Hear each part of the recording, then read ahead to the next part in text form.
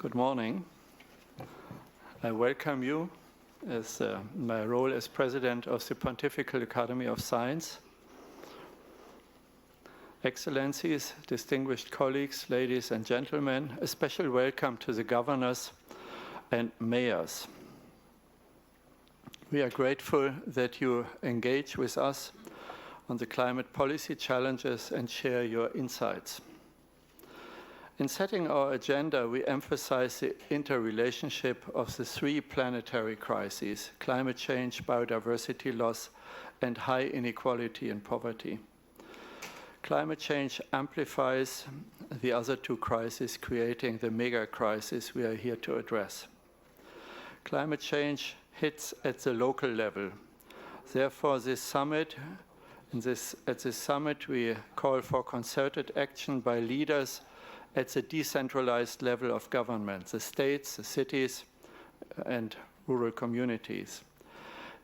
Decentralization serves pro-poor resilience if it includes meaningful political, fiscal, and administrative decentralization. You can imagine that there is not much to be added after the wonderful speech by Pope Francis this morning. So I limit my speech to three brief proposals. Number one, the Resilience Action Agenda put forward at this conference, also as outlined by the Holy Father who supported the Resilience Protocol with his speech, emphasizes a complex set of actions for resilience. A Science for Resilience agenda, therefore, has to be part of action. This includes science on energy, agriculture, food and water, technology options, public health, transformation science, as the Holy Father had outlined. I ask you, and that's my first proposal, to consider building local and regional climate science resilience centers to connect to the science which we have at global and international level, and to put also pressures on us in the science community to deliver meaningful science of relevance for you at the regional and local level. Secondly, a regional climate adaptation could integrate local community, government, business, and prepare future generations on the resilience issues. The global voice of local governments in matters of climate policy needs amplification. Our conference and our academies want to serve for that. Coordination among you on a global platform could make a big difference for climate action, so that from such a platform, the global agenda setting is influenced more than in the past. And third, in the increasingly divided world, climate policy action must be the large island of consensus for collective action.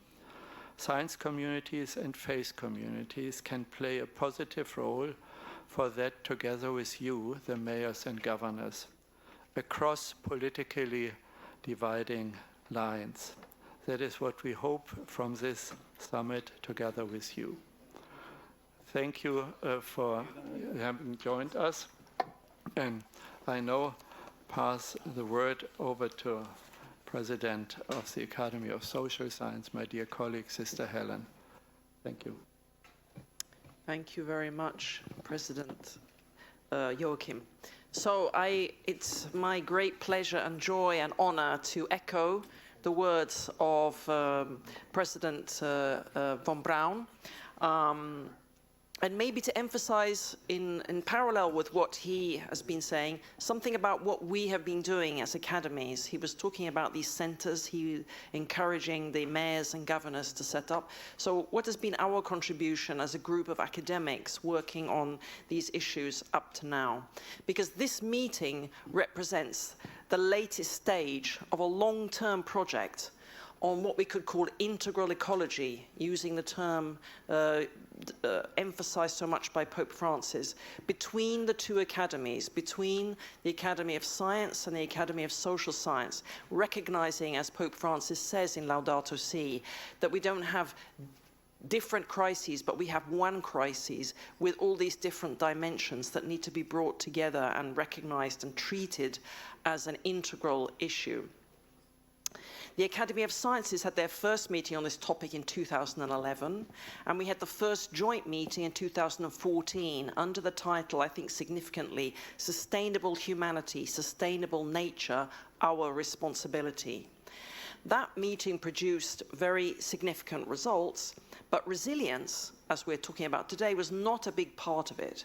However, by the time we reached our 2022 meeting, resilience was not only a big part of it, but it was actually the main topic. The title of the meeting was Resilience of People and Ecosystems Under Climate Stress.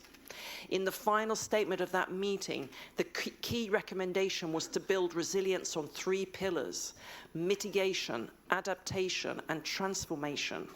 And this threefold model, with the last element now slightly modified as societal transformation, allowing the adoption of the elegant acronym MAST, is now picked up in the Universal Protocol on Resilience that we have before us, and which has been discussed very extensively with our participants in this meeting.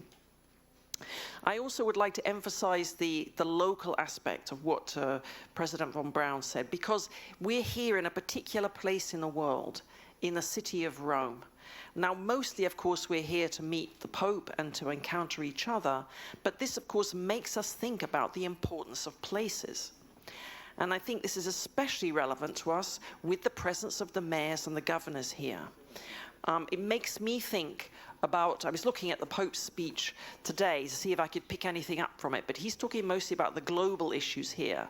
I would like to pick up from Evangelium Gaudium, a lovely phrase which he had about cities, where he said, "How beautiful are those cities which overcome paralyzing mistrust, integrate those who are different, and make this very integration a new factor of development.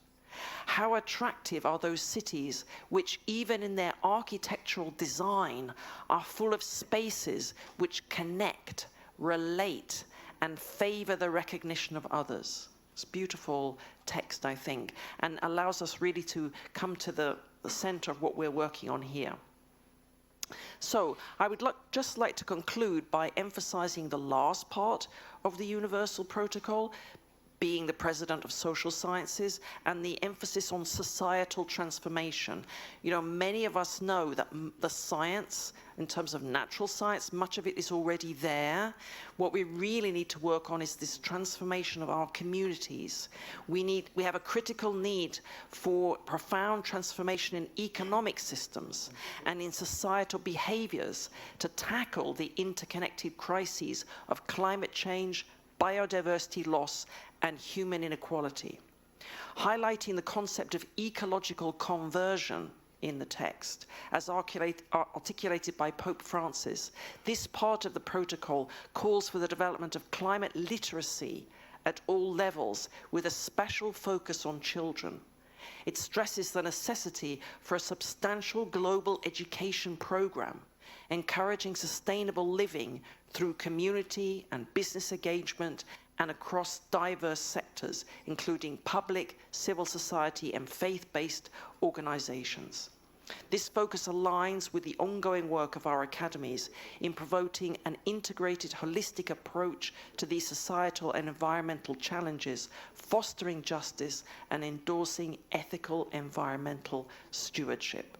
So with these words, I'm very happy to conclude and hand over. I'm not sure if our Chancellor would like to say something, or else to our main chairman. Thank you very much. Okay, thanks. Thanks, Sister.